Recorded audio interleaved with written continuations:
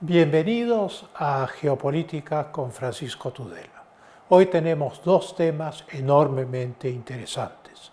La victoria de Milei en las primarias en la Argentina, que le abren el camino a las elecciones presidenciales de la Argentina. Y el segundo tema es el Foro de Sao Paulo, que no está desconectado del primero en la medida en que el peronismo, y sobre todo Alberto Fernández y los Kirchner, son miembros del Foro de Sao Paulo y del Grupo de Puebla. De tal manera que tenemos un programa muy interesante por delante.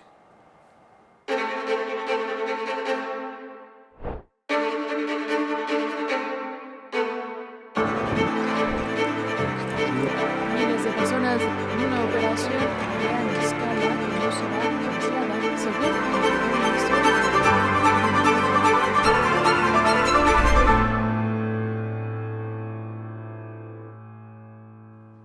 Las elecciones primarias en la Argentina del 13 de agosto han visto un ganador que las encuestas no daban por cierto, que es Javier Milei, del partido La Libertad Avanza. Este partido es integrado por libertarios, algunos anarcocapitalistas como el propio Milei y algunos más conservadores como Victoria Villarroel. Sin embargo, las encuestas le daban a Javier Milei 19% y sin embargo ha sacado 30.4%, colocándolo en el primer lugar. Las primarias se llaman PASO en el argot político argentino porque son primarias, abiertas, simultáneas y obligatorias. El sistema argentino obliga a todos los argentinos entre la edad de votar y los 70 años de acudir a cualquier partido a participar en las primarias. Uno no necesariamente tiene que estar afiliado a ese partido. Hay quienes han copiado este sistema, pero con otras exigencias, como es el caso del Perú durante el gobierno del presidente Vizcarra. Milei ha obtenido una mayoría significativa que le abre el camino a la presidencia de la Argentina en las elecciones del próximo 22 de octubre. Y en caso de no alcanzar la mayoría en esas elecciones, pues evidentemente estas se prolongarían hasta el 19 de noviembre, donde habría una segunda vuelta. Javier Milei nació en 1970 en Buenos Aires. Es una persona que se podría decir ha vivido siempre dentro de la crisis argentina, pero con la conciencia de las razones de la crisis argentina, que es el gasto público, la gigantesca burocracia, el desperdicio de los recursos fiscales y la tendencia siempre socialista del peronismo, tal vez con la excepción del periodo del presidente Menem. Él es un docente universitario, un economista, un comunicador social, diputado nacional desde el 2021 con una compañera de fórmula que ahora también lo acompaña, que es la diputada Victoria Villarroel, y además como comunicador social con dos programas de radio, uno llamado Demoliendo Mitos y el otro Cátedra Libre. Él desarrolla desde el inicio de su actividad mediática y política en el 2012 un lenguaje enormemente disruptivo, agresivo y insultante respecto a sus enemigos. Definitivamente, él que es liberal y se denomina anarcocapitalista, evidentemente no es un político para todos los gustos, puesto que hay gente a la cual su lenguaje le repugna. Sin embargo, su lenguaje se ha convertido en un vehículo de comprensión y ha arrancado al kirchnerismo la juventud urbana que ha entendido perfectamente en los sectores populares qué es lo que Milei quiere y cuál es el problema de la Argentina. De tal manera que este lenguaje brutal ha sido un éxito para un candidato que partió sin los medios de los grandes partidos y que tenía que abrirse camino siendo disruptivo. Y esa manera de ser le ha dado los frutos que hemos visto el 13 de agosto. Él pertenece a la escuela austriaca de pensamiento económico. Esto es aquella escuela que dice que el valor de las cosas en el mercado es subjetiva y ese valor subjetivo es la negación de la afirmación del marxismo de que es el trabajo y la plusvalía lo que determinan el valor de los productos, de los bienes y de los servicios. También Milei se califica de minarquista, esto es mínima arquía, mínimo gobierno. Esto es lo que Milei quiere, es un Estado pequeño, una economía libre. La Argentina tiene un sistema feroz de control de cambios, tiene 45 tipos diferentes de dólares según las actividades económicas a los cuales esos dólares se destinan. Y lo que Milei quiere hacer es lo que siempre se debió hacer y lo que Cavallo, siendo un muy buen ministro de Economía en la época de Menem, no hizo, que es dejar fluctuar el cambio libremente en el mercado, con lo cual las distorsiones de la economía se corrigen, como ocurrió en Inglaterra con Margaret Thatcher, como ocurrió en el Perú en los 90 durante el gobierno del presidente Fujimori.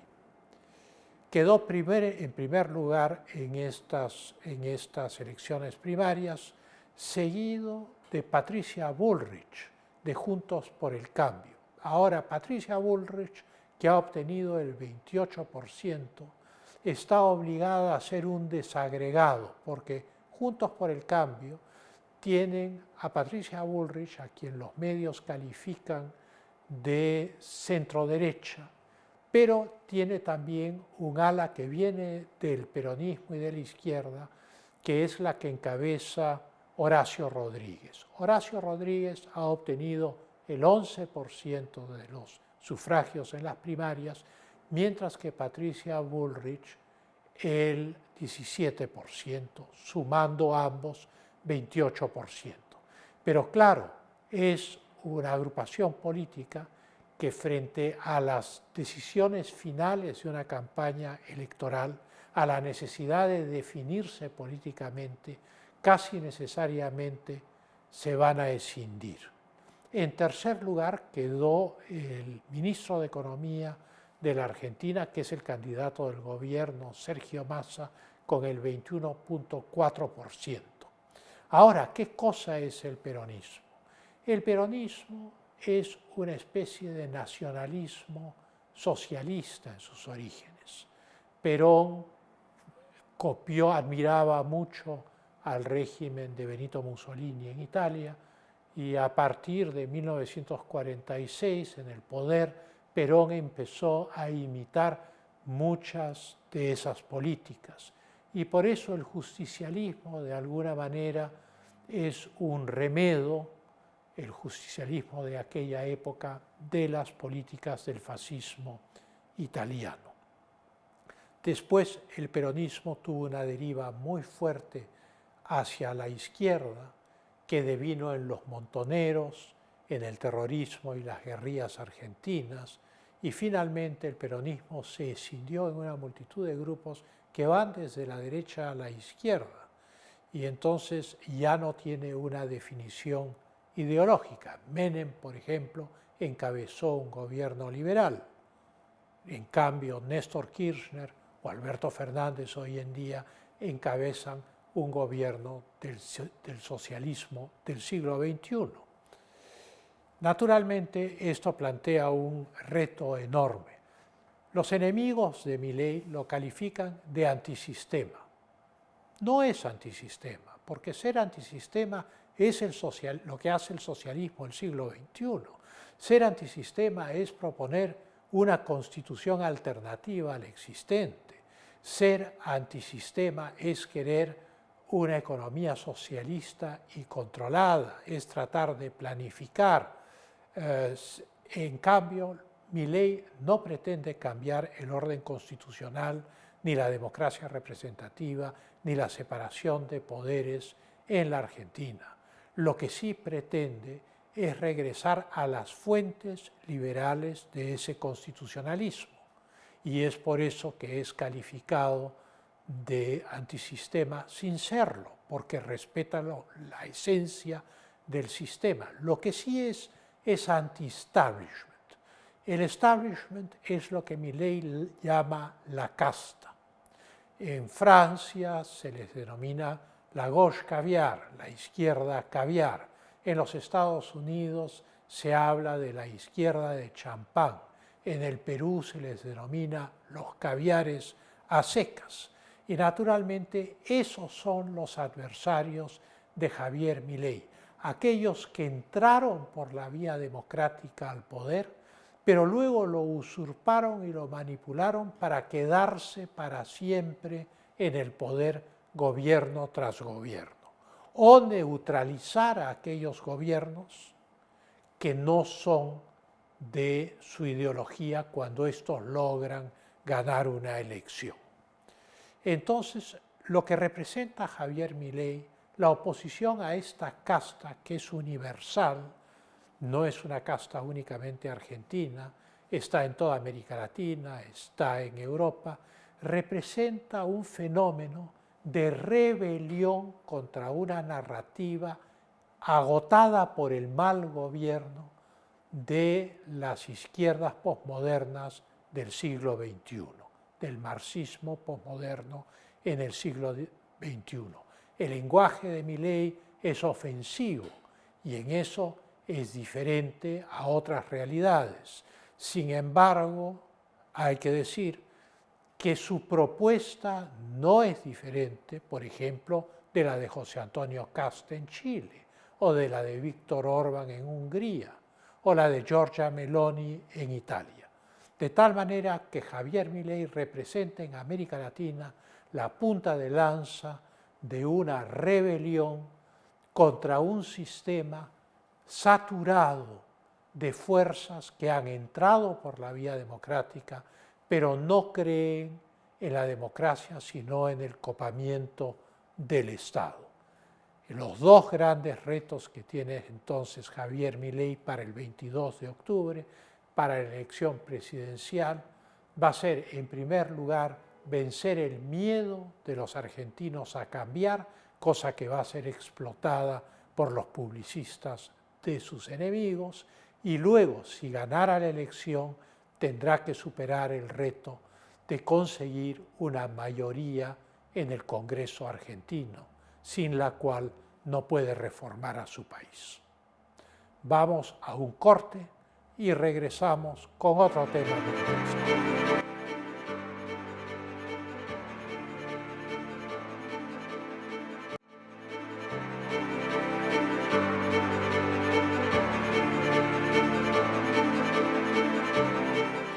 Hemos visto las primarias en la Argentina, donde ha salido victorioso Javier Milei. En el Ecuador también se ha dado una elección que todavía se definirá en una segunda vuelta entre la izquierda del Foro de Sao Paulo, el correísmo, y un candidato independiente, el señor Noboa. ¿Qué es el Foro de Sao Paulo que respalda al señor Fernández en la Argentina, que respalda a Lula en el Brasil, que respalda a Díaz-Canel en Cuba? ¿Qué es esta organización? ¿Es un mito? ¿Es un club?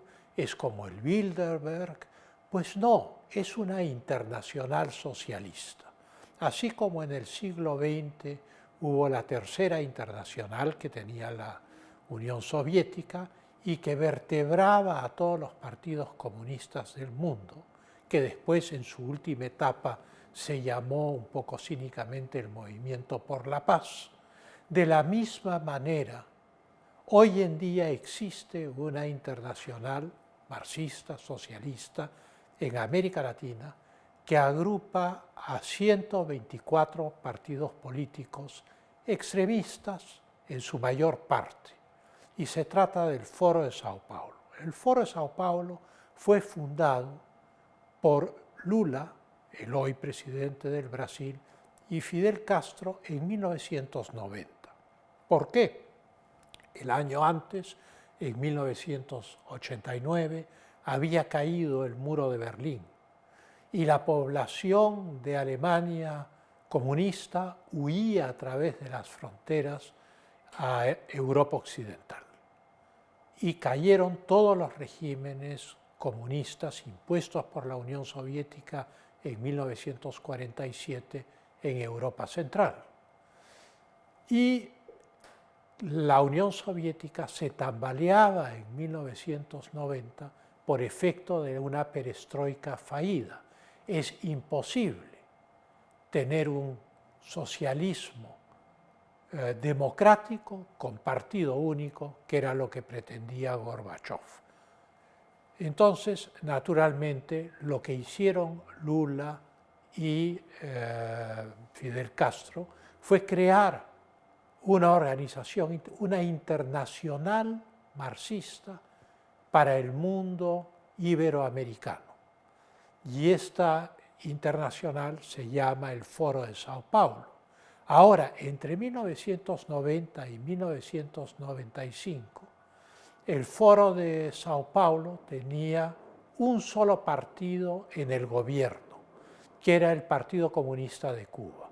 Todos los partidos comunistas de América Latina, además de los partidos socialistas y las distintas izquierdas, e incluso en esa primera etapa movimientos terroristas como el Movimiento Revolucionario Tupac Amaru peruano o las FARC colombianas, formaban parte del Foro de Sao Paulo.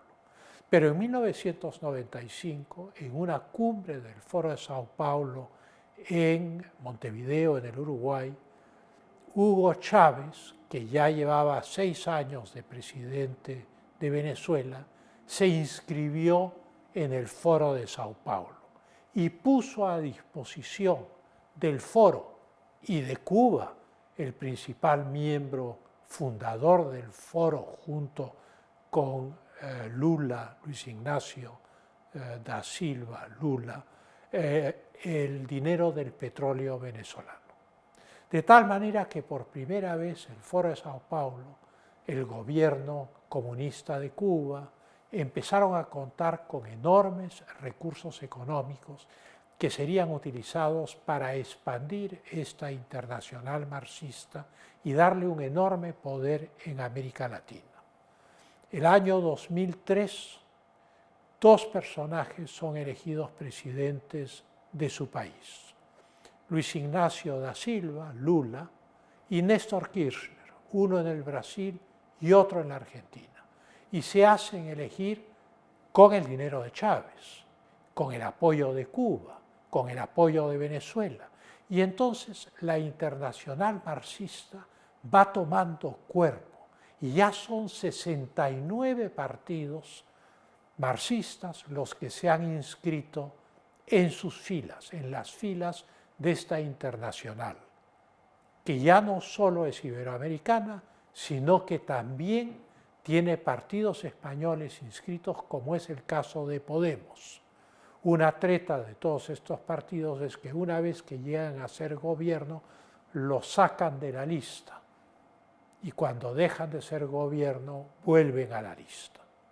En el año 2009, que es el apogeo del Foro de Sao Paulo y que realmente tienen centenares de municipalidades, centenares de gobiernos locales en América Latina ya conquistados, logran tener para el 2009 14 jefes de Estado de peso, líderes de la izquierda marxista en América Latina, que ha sido rebautizada como el socialismo del siglo XXI. ¿Quiénes son estos líderes? Fidel Castro en Cuba, Hugo Chávez en Venezuela, Lula da Silva en el Brasil, Néstor Kirchner en la Argentina, Tabaré Vázquez en el Uruguay. Fernando Lugo en el Paraguay, que sería destituido por el Congreso de su país, Michelle Bachelet en Chile, Evo Morales en Bolivia, Rafael Correa en el Ecuador, Daniel Ortega en Nicaragua, Manuel Zelaya en Honduras, Mauricio Funes en El Salvador, Leonel Fernández en la República Dominicana y René Preval en Haití. Ahora, una internacional que controla 14 gobiernos importantes en un continente no es una internacional conspirativa que está en la imaginación de sus adversarios políticos. Y estos 14 gobiernos tienen además municipalidades de sus partidos y tienen gobiernos locales. De tal manera que estamos hablando de una verdadera internacional que tuvo mucho éxito. La crisis económica del 2008 golpeó todas las economías del mundo e inició el declive de estos gobiernos y el declive de la política del Foro de Sao Paulo. En el 2011, la elección del presidente Humala en el Perú subió a 15 el número de los gobiernos del Foro de Sao Paulo. Es importante tener en cuenta que el Foro de Sao Paulo es la matriz de la cual han salido otras organizaciones que también influyen en América Latina. La primera, el 2004, fue el ALBA. El ALBA era una organización que pretendía sustituir al Acuerdo Latinoamericano de Libre Comercio, al ALCA, y lo que buscaban era crear un sistema político o de infiltración político en todo el continente. Los miembros principales hasta el día de hoy son Cuba, Bolivia, Venezuela y Nicaragua. En 2010 fundaron la CELAC, la Comunidad de Estados Latinoamericanos y del Caribe. Todo el mundo piensa que la CELAC es un organismo internacional como lo puede ser la OEA o las Naciones Unidas. Nada de eso. Es una comunidad altamente ideologizada. Luego el UNASUR, una organización que excluía a los Estados Unidos de América y al Canadá y que buscaba incluso tener protagonismo militar en el 2008. Y finalmente, en el 2019, en el ocaso del Foro de Sao Paulo, el Grupo de Puebla, donde todos estos grandes líderes de estos partidos forman una especie de think tank o coordinadora para el Foro de Sao Paulo.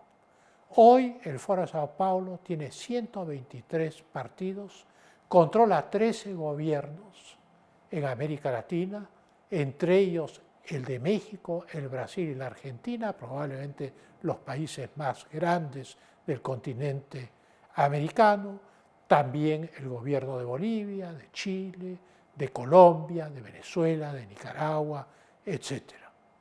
¿Y cuál ha sido la consigna de este año para poder analizar el contenido ideológico del Foro de Sao Paulo ya a varios años, a 24 años o 25 años o más de su creación? Pues el lema, la consigna de este año es Cuba resiste. O sea, van a apoyar, están apoyando a la dictadura cubana, que es miembro del Foro de Sao Paulo, y Cuba debe resistir con su Partido Comunista Único. Cuba debe resistir con su población que pasa hambre y vive en la miseria.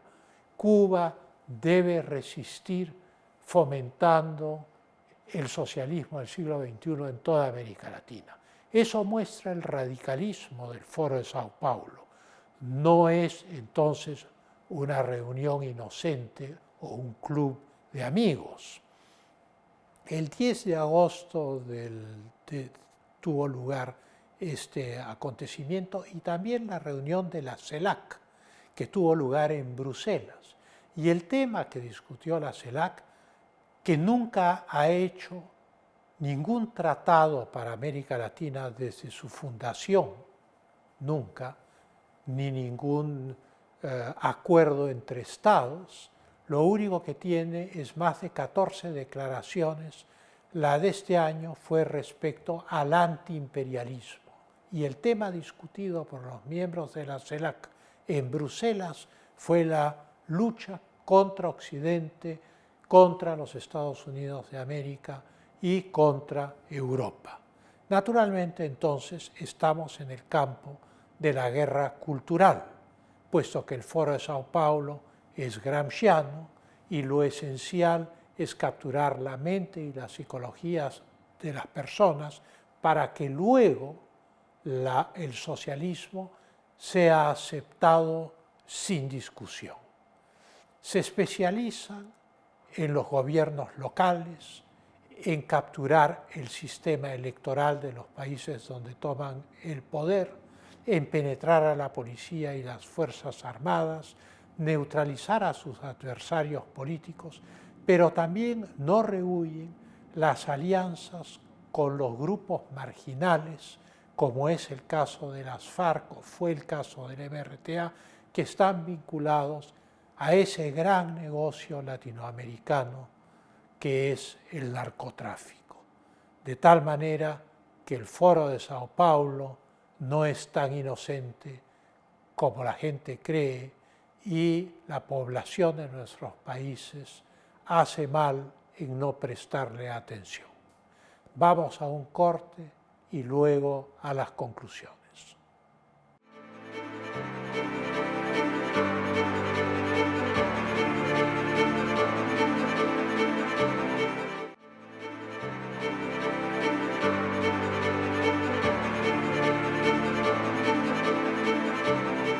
Las conclusiones de los temas que hemos tratado hoy en día son enormemente interesantes. La primera de ellas es que estamos al final de una era.